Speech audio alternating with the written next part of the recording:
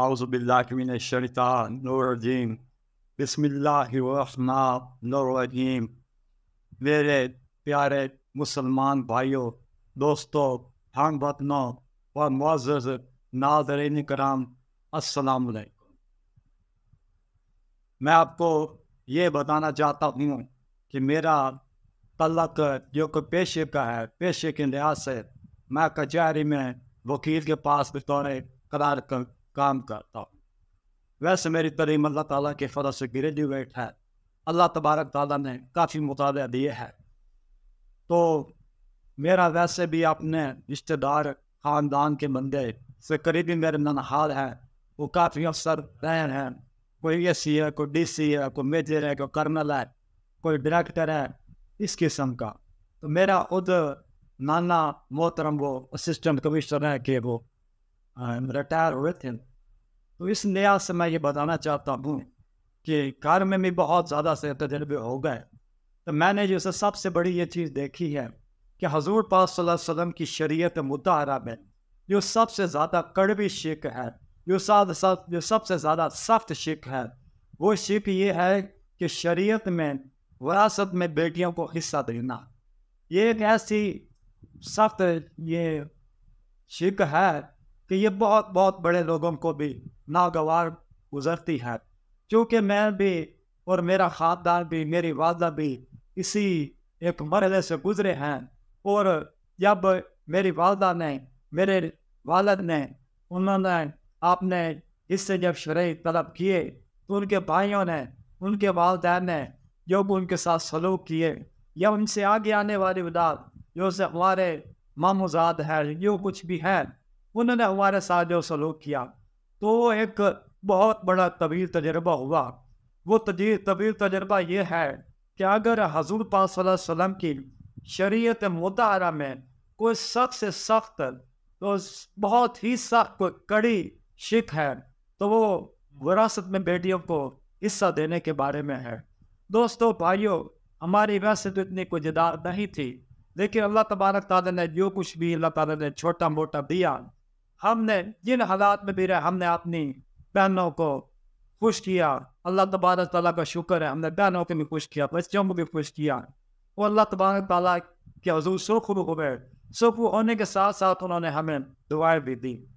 तो मेरे दोस्तों और भाइयों, आज का जो अदालतों में देखा गया है कि ज़्यादातर लोग इस बात में ये बहुत मुब्तला नजर आए कि बेटों के साथ ज़्यादा मोहब्बत, पोतों के साथ ज़्यादा मोहब्बत, नवासों और बेटी के साथ कोई मोहब्बत नहीं।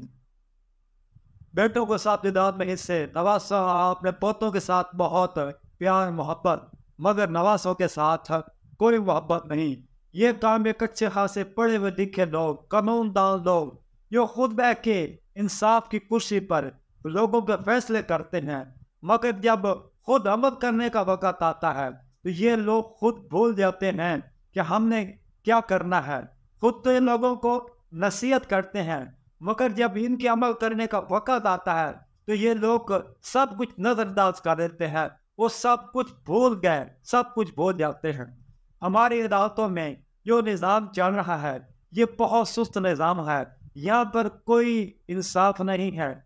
यहाँ पर इस तरह होता है कि दो फरीक अदालतों में लिटिगेशन करते करते करते भागते, खर्चे करते, थक हार कर बाहर पंचायती तौर पर उसे सुलह कर लेते हैं, ये थक हार के अपना हिस्सा तर्क कर देते हैं, मगर अदालतों से कोई इंसाफ की उम्मीद रखनी महज एक ये फजूल और इनमें से उम्मीद है।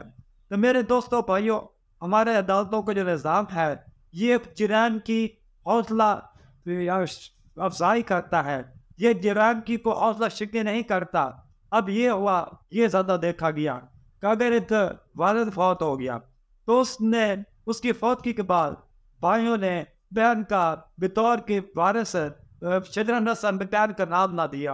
अब बहन को मालूम हुआ या भाइयों को मालूम हुआ कि हमारी वादा के साथ हमारे मामले ने यह ज्यादती की या हमारे भाई ने यह ज्यादती किया। अब बहनों ने अपने भाई से हिस्से का मुतालबा किया। उसने कहना शुरू करते यार डालने के मैं तेन 35 साल से मैं तेन जमीन लैन ही नहीं देनी। वो क्यों कहता है, उसे जरूरत क्यों है? वो जरूरत इसीलिए है कि वो इस निज़ाम के अव्वल स्टेज से लेकर आखिर स्टेज तक वो सारी हिस्ट्री को जानता है कि सिविल कोर्ट से लेकर सुप्रीम कोर्ट तक कम से कम 25-30 साल का ये तवील अरसा चाहिए और इस तवील अरसे की लिटिगेशन के बाद ही ये किस्मत से इंसाफ मिलेगा। तो भाई ये बड़ा धड़ल्ले से कहता है, बड़े जोर से कहता है, बड़े फख्र से कहता है बहन को कि मैं तेन 25-30 साल तो तेन कोई चीज देता ही नहीं ना, तू तो बड़ी बेगैरत हो गई है। इस किस्म के ये ताने बहनों को और भाइयों को दिए जाते हैं और आखिरत की कोई फिक्र नहीं की जाती कि अल्लाह तबारक ताला ने जो शरीयत मुताहरा में कुरान पाक में आपने बेटियों के हिस्से मुकर्रर फरमाए हैं। ज़्यादा भाई क्या करते हैं, ज़्यादा वालिदैन क्या करते हैं, ज़्यादा बेटों की मोहब्बत खाने आ गई। आपने जदाद आपने जिंदगी में आपने बेटों को हिब्बा कर दिया, बेटियों को तुम जाओ पहाड़ में, तुम कहीं पर जाओ, तुम्हारा इस जदाद से कोई ताल्लुक नहीं है।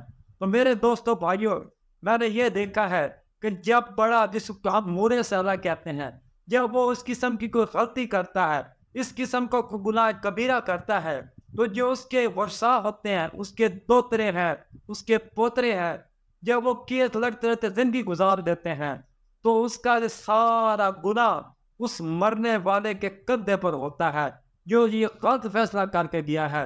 क्योंकि दो चीजें हैं, एक सदका जारिया और एक गुनाह जारिया। सदका जारिया वो होता है कि हमने कोई नानेक काम किया, हम मर भी गए, इस दिन से चले गए, हमने कोई 10 बनवा दिया है, हमने कोई दरख्त लगा दिया है, हमने कोई नेक काम किया, हमने मस्जिद बना दी है, हम मर जाते हैं, दुनिया से गुजर जाते हैं, तो उसका सवाब हमारे नाम में लिखा जाता रहेगा और हमें सवाब मिलता रहेगा। अल्लाह तबारक ताला उस सदका जारिया के सवाब से हमें महरूम नहीं फरमाएंगे। और गुनाह जारिया भी इस किस्म का होता है, कोई इस किस्म की बुनियाद रख जाने, कोई इस किस्म का काम काट देना, खुद दुनिया से चला गया है, उसके वारा जो कुछ लड़ रहे हैं, झगड़ रहा है, कतर रहमी हुई है, कतर तलखी हुई है, जो कुछ हुआ है वो सब गुनाह उस मरने वाले के और गलत फैसला करने वाले मूरे साले के इस कंधे पर होता है।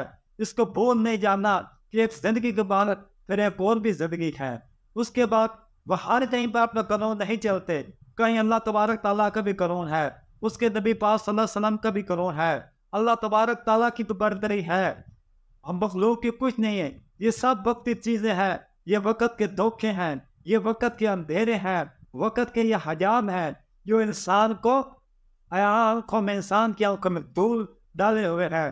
मगर इन बातों को समझने वाले वो सिर्फ अल्लाह वाले ही होते हैं। मगर ये बहुत कम लोग जो कि दिलों के अंधे होते हैं, वो इन बातों को नहीं समझते, वो अगले जहान को एक अफसाना समझते हैं, वो कब्र को अफसाना समझते हैं।